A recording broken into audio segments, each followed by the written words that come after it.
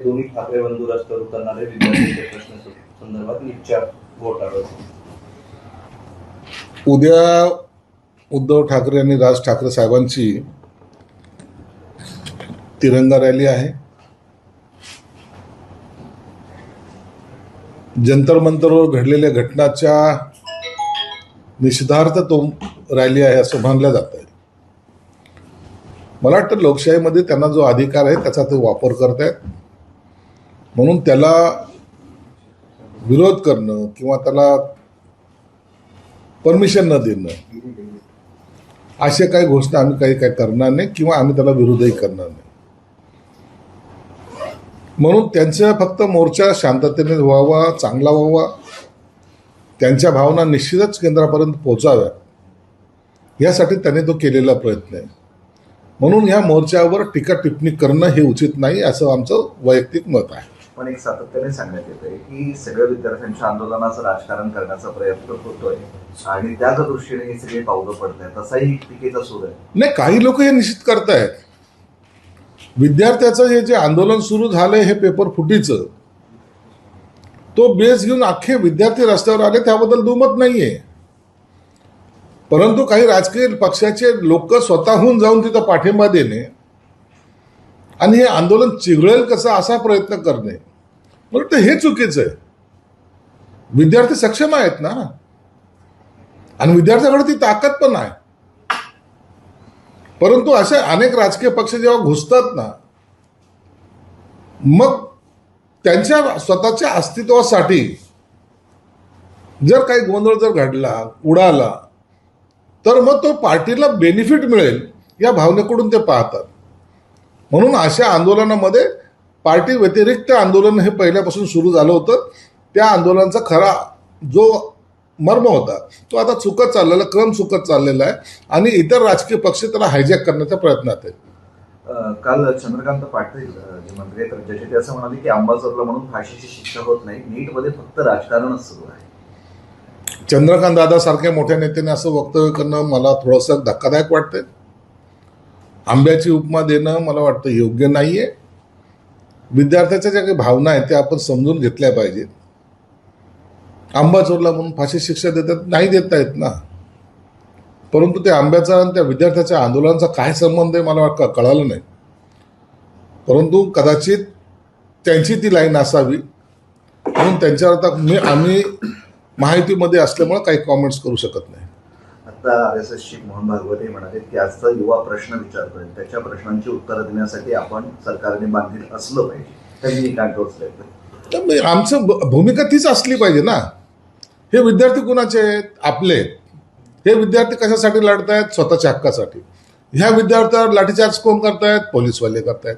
पोलीसवाले कुणाचे आहेत? सरकारचे आहेत। मग हा रोष कुणावर येईल? सरकारवर येईल। म्हणून अशा वेळेला विद्यार्थ्याकडे सहानुभूतीने पाहणं, त्यांच्या मागण्याचा विचार करणं ही जबाबदारी सरकारची आहेच ना आमची। आणि म्हणून अशा आंदोलनाला शांततेने आणि कोणताही अनुचित प्रकार घडू नये याची डोळ्यात तेल घालून आपण ते काळजी घेतली पाहिजे। एकाही विद्यार्थ्याचं डोकं फुटलं याचा अर्थ त्या तो जो आक्रोश नंतर तयार होतो, एखाद्याचा जर जीव गेला तर काय होईल, ह्या कल्पना जरी केल्या तर विद्यार्थी आज तुम्ही पाहत असाल आंदोलनामध्ये गोली मारो हमको मारत आलो असे जेव्हा म्हणतात, तेव्हा त्यांची चीड, त्यांचा संताप हा आपण जाणून घेतला पाहिजे आणि सरकार म्हणून एक चांगली भूमिका आपण त्यात उठवली पाहिजे। सोनम वांगचूक यांनी आंदोलनाला सुरुवात केली, आता त्यांच्यावरच टीका होते डील केली म्हणून। ते स्पष्ट म्हणाले 26 दिवस मी उपाशी राहिलो नसतो जर मला डील करायची असती। त्यांचा एक राग दिसून आला। वांगचूकवर अशी टीका करणं हे गैर आहे। एक चांगला कार्यकर्ता आणि नेता म्हणून त्यांच्याकडे पाहिलं जातं, आदराने पाहिलं जातं। आणि इतक्या 26 दिवस एखादा उपोषण करणाऱ्या माणसाकडे अशा पद्धतीने त्यांच्यावर टीका करणं हे गैर आहे। तत्वाने जगणारी काही लोक जे असतात त्याच्यामध्ये वांगचूक एक आहेत। म्हणून मला तरी वाटतं की ते विरोधात जरी असले तरी त्यांच्या निष्ठेवर कुणीही शंका घेऊ नये। 3 वाजेपर्यंतची दुपारची वेळ दिली आता विद्यार्थ्यांनी, आयदर राजीनामा किंवा मग आंदोलन अजून पेटणार आणि त्यात इतक्यांना टायफॉइड झाल्याचे निष्पन्न झालेलं आहे।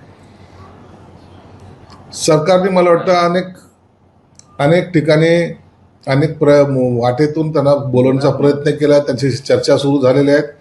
मला वाटतं काही निर्णय आज कदाचित होईल पण असा एक अंदाज आहे. दिपकेने सुद्धा सांगेल की ह्या आंदोलनामध्ये स्वतःची सुद्धा काळजी घ्या. आंदोलनाचं नेतृत्व करत असताना आंदोलनाचा जो मुखिया असतो तो आजारी पडण्याचं लक्षण हे योग्य नाही आहे, ठीक नाही आहे. याच्यासाठी औषधोपचार घ्या, चांगले तंदुरुस्त राहा. निश्चित तुमच्या मागण्याचा विचार केंद्र सरकार करेल. फडणवीस सरकारने मंत्र्यांची सुरक्षा जी वाढवली त्यावरती संजय राऊतांनी टीका केली. सर्वच मंत्र्यांनी जी सुरक्षा वाढवली, या सर्वांची सुरक्षा वाढवण्याचा निर्णय हा दूरदृष्टीचा आहे असं त्यांचं म्हणणं आहे. कारण महाराष्ट्रात नव्हे तर देशात वातावरण बिघडलंय, नेत्यांनी बाहेर फिरू नये, बाहेर वादळ घुमतंय, गंभीर परिस्थिती निर्माण झाली, त्यामुळे मंत्र्यांनी काळजी घ्यायला हवी आणि केंद्र सरकारने लष्कराची मदत मागवायला लागेल अशी स्थिती आहे. संजय राऊतला कधीही सगळं पिवळंच दिसतं, त्याला कावीळ झालेली आहे. त्याला आम्ही कोणीही सुरक्षा मागितलेली नाही. सरकारला ज्या ज्या लोकांना देवाशी वाटते त्यांना सरकार देत असतं, परंतु विद्यार्थी हे आमचे आहेत. विद्यार्थी हे त्यांची जागिरी नाही, विद्यार्थी हे आमचे आहेत, आपल्या सर्वांचे. म्हणून विद्यार्थ्यापासून भीती आहे असं समजणं चुकीचं आहे असं माझं संमत आहे. विद्यार्थ्यांशी संवाद करू शकतो आम्ही, कधीही त्यांच्या समोर जाऊ शकतो.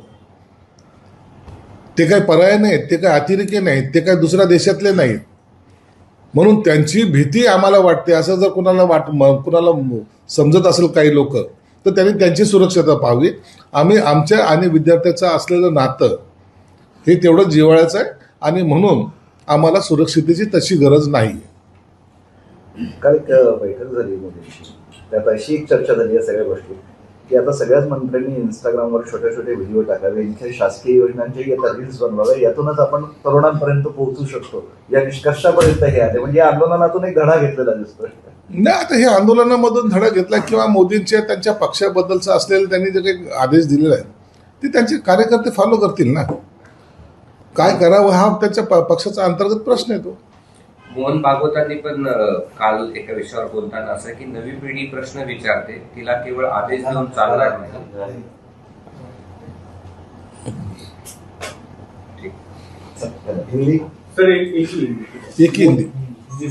आणि त्यांना प्रश्न विचारला काल की तुम्ही पालकमंत्री होणार आहे, त्यांनी हात जोडले, मात्र जाताना शेवटी संकटाचा प्रश्न विचारत जाऊ नका असंही म्हटलं.